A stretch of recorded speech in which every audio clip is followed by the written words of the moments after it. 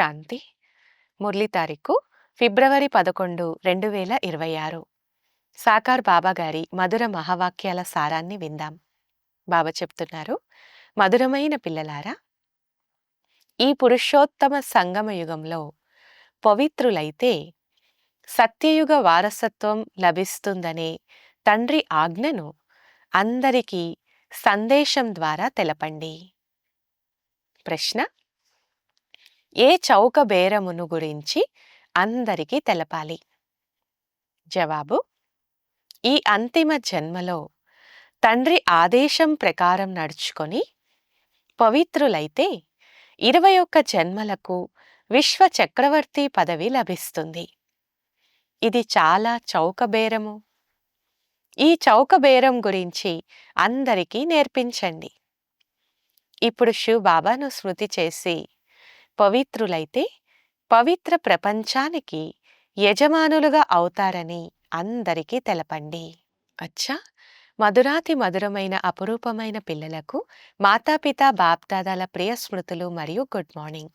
ఆత్మిక పిల్లలకు ఆత్మిక తండ్రి నమస్తే. ఆత్మిక పిల్లలందరి తరపున ఆత్మిక తండ్రికి గుడ్ మార్నింగ్ మరియు నమస్తే. ధారణ కొరకు ముఖ్య సారము. మొదటి పాయింట్: ఉన్నత పదవి పొందేందుకు నోటి నుండి సదా రత్నాలే వెలువడాలి, రాళ్ళు వెలువడరాదు. మనస వాచ కర్మణ ఇతరులను మర్యాద పురుషోత్తములుగా చేసే కర్మలే చేయాలి.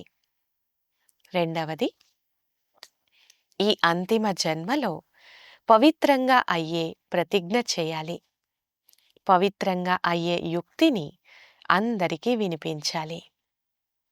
వరదానము: ఎవరు రెడీగా అయ్యి పరిస్థితి రూపీ పరీక్షలో ఫుల్ పాస్ అయ్యే ఎవర్ హ్యాపీ భవ. వివరణ: ఎవరైతే ఎవరు రెడీగా ఉంటారో వారి ప్రాక్టికల్ స్వరూపం ఎవర్ హ్యాపీగా ఉంటుంది.